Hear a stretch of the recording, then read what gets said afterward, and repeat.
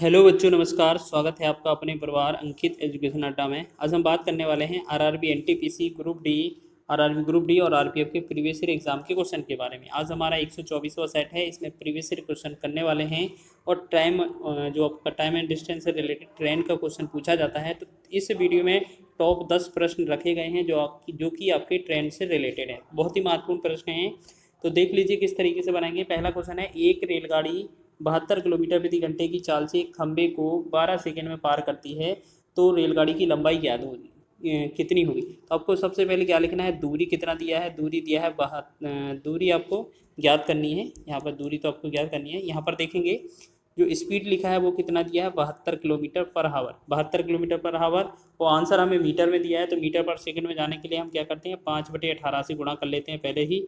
18 एकम 18, 18 चौकी 72, तो 4 पंचे 20, 20 हो गया मीटर पर सेकंड, इसका चाल हो गया। ठीक है, उसके बाद बोला गया है कि 12 सेकंड में पार करती है, तो टाइम जो है उसका वो कितना है, टाइम जो है इसका कितना दिया हुआ है, टाइम है 12 सेकंड।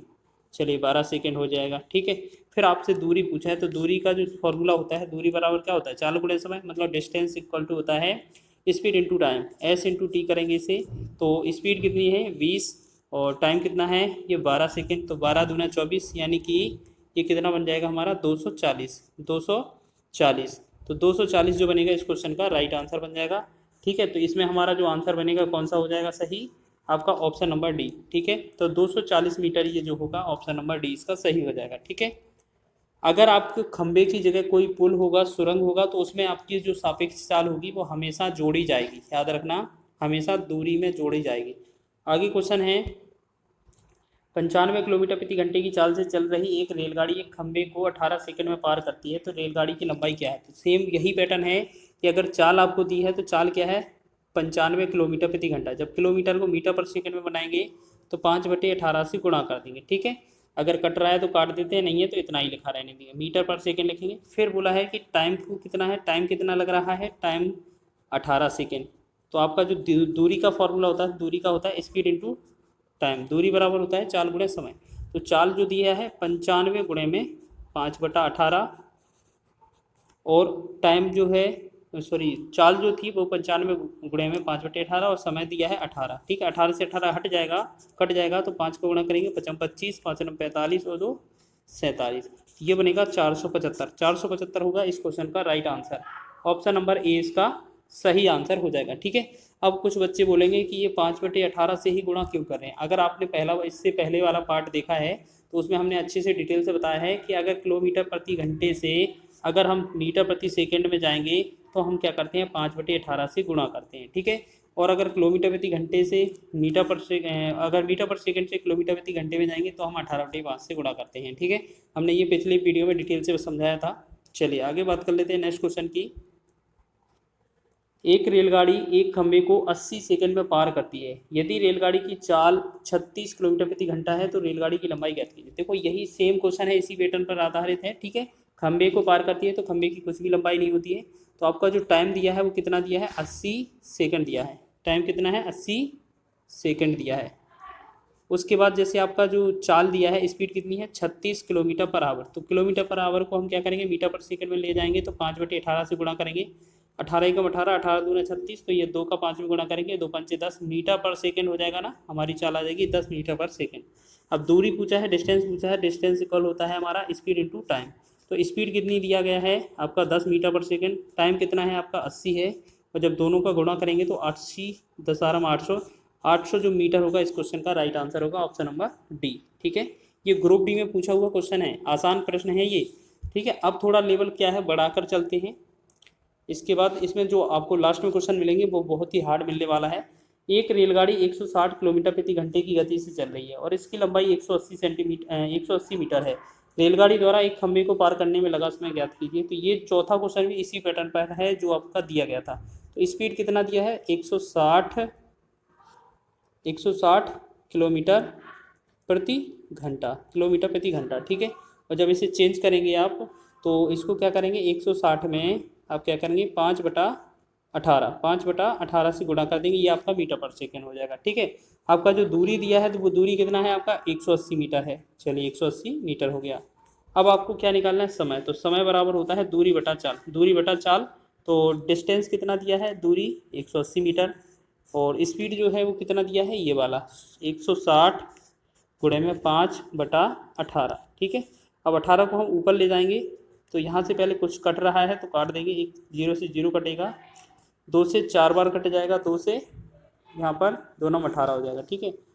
अब यहाँ पर देखो, यहाँ पर इतना ही काटेंगे, ये क्या है, इतने में आप कन्फ्यूज हो जाएंगे। ठीक है। अब बाकी का आप ऊपर ले जाओ, तब उसके के बाद काटना। 18 गुणे में ये वाला 18 भी ऊपर पहुँच जाएगा, बटा में आपका 16 गुणे में 5। ठीक है। तो हम क्या करेंगे कि यहाँ पर 2 से भाग करेंगे तो 2 चौके 2 8 16, यहाँ 2 9 18 हो जाएगा। फिर 2 से 2 चौके 8, और यहाँ 2 9 18, तो हम देखेंगे 9 9 81 हो जाएगा, बटा में 5 चौके 20। तो 20 का भाग 81 में करना है, लगभग 20 चौके 80, 4 दशमलव कुछ आएगा आपका आंसर। तो आपका 4 दशमलव वाला एक ही है विकल्प, ऑप्शन नंबर ए, 4.05 सेकेंड। बाकी सब विकल्प जो है वो अलग अलग हैं, तो इसका आंसर आपका ए ऑप्शन हो जाएगा। आगे बढ़ेंगे अगले प्रश्न की ओर। लिखा है, एक रेलगाड़ी उत्तर से दक्षिण दिशा की ओर चल रही है। यह समान दिशा में 2 किलोमीटर प्रति घंटे और 4 किलोमीटर प्रति घंटे की चाल से चल रहे राज और मधुर को क्रमशः 9 सेकेंड और 10 सेकेंड में पार करती है।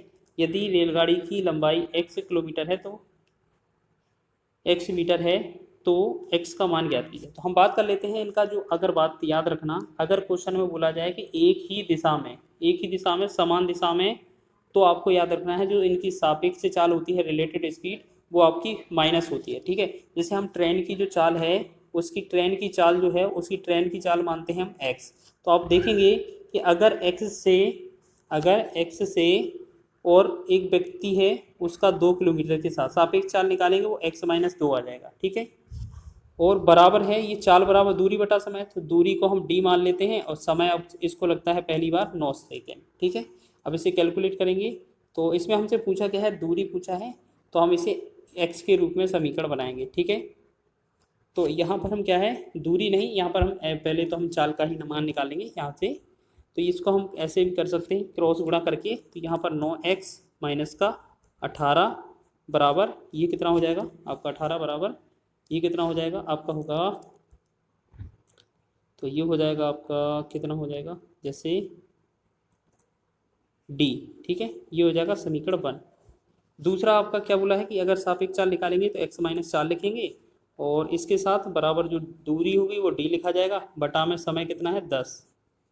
अब इसे भी कैलकुलेट करेंगे तो ये कितना बनेगा हमारा, यहाँ 10x बनेगा, 10 चौके 40 बन जाएगा, ये बनेगा बराबर में d। समीकरण दूसरा, हमने देखा पहले वाले में d, दूसरे वाले में d बराबर है, तो ये वाले दोनों आपस में बराबर होंगे। ठीक है। तो ये हमारा कितना होगा, 9x माइनस 18 बराबर 10x माइनस का 40। अगर हम इसे पक्षांतर करेंगे, एक दूसरे को एक साथ ले जाएंगे अलग अलग, तो ये जो बनेगा x का वैल्यू, ये बनेगा 22। ठीक है। अब हमें क्या करना है, अब दूरी निकालनी है लंबाई ट्रेन की। तो हम क्या करते हैं, पहले वाले समीकरण में रख देते हैं, हमारा आंसर हो जाएगा। ठीक है। x-2 का मतलब क्या है हमारा, x-2 का मतलब है ये 22 है, 22 में से 2 कम करेंगे, बराबर ये कितना है, d बटा 9। फिर हम क्या करेंगे, 22 में से 2 गया, कितना बना 20, 20 में बराबर में d बटा 2 है, सॉरी d बटा 9। अगर हम इसे क्रॉस गुणा करेंगे अब, तो d का जो वैल्यू निकलेगा वो 9 दूना 18, यानी कि 180 मीटर इसका राइट आंसर हो जाएगा। ठीक है। 180 मीटर। अच्छा, एक सेकेंड और, यहाँ पर क्या है, ये चीज़ नहीं, यहाँ पर ये नहीं बोला है, मिस्टेक हो गया। चलिए, यहाँ तक तो आपका सही था, जो आपने डी निकाला है ना, वो सही था आपका, दूरी वाला। जो आपका एक्स था वो सही था आपका, स्पीड 20 आ गई कि नहीं आई। चलो आपको दो जल्दी से शॉर्ट में हम कर देते हैं। x-2 बराबर था d बटा में 9, तो यहाँ पर जो d का समीकरण निकला था, तो d बराबर निकला था हमारा 9x माइनस का 18, और यहाँ पर दूसरा समीकरण था, ये पहला हो गया, दूसरा था x-4 बराबर d बटा में 10। अगर यहाँ पर दूसरा देखेंगे तो d बराबर था हमारा 10x माइनस का 40, तो ये था समीकरण दूसरा। ठीक है।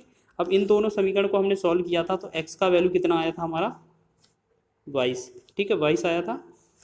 और अगर हम सापेक्ष चाल निकालते हैं, सापेक्ष चाल,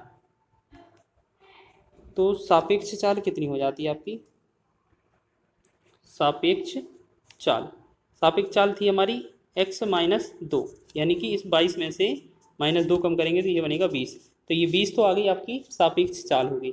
ठीक है, 20 के हिसाब से अगर आपको जाना है, ठीक है, अगर आपको जाना है तो कितना किलोमीटर जाना है कि जिससे कि आपका दूरी पता चल गए, लंबाई जो रेलगाड़ी की है उसकी पता चल जाए दूरी कितना होगा। का फॉर्मूला होता है दूरी बराबर होता है चाल गुणा समय। तो चाल आपकी कितनी आ गई थी 20, समय कितना था आपका 9 सेकेंड। 9 देखो यहाँ पर ये 20 किलोमीटर प्रति घंटे में है, 9 मीटर पर सेकंड में है, तो इसमें 5/18 से हम गुणा करेंगे। ठीक है, तो 9 एकम 9 हो जाएगा, 9 दूना 18 हो जाएगा, 2 एकम 2 हो जाएगा, 2 से 2 दशमलव 20 हो जाएगा, तो 10 का 5 में गुणा करेंगे तो ये बनेगा 50 मीटर। तो ऑप्शन नंबर डी इसका राइट हो जाएगा। ठीक है, बहुत ही अच्छा क्वेश्चन था, थोड़ा कन्फ्यूज था इसमें, एक दो बार इसको लगा लेना है।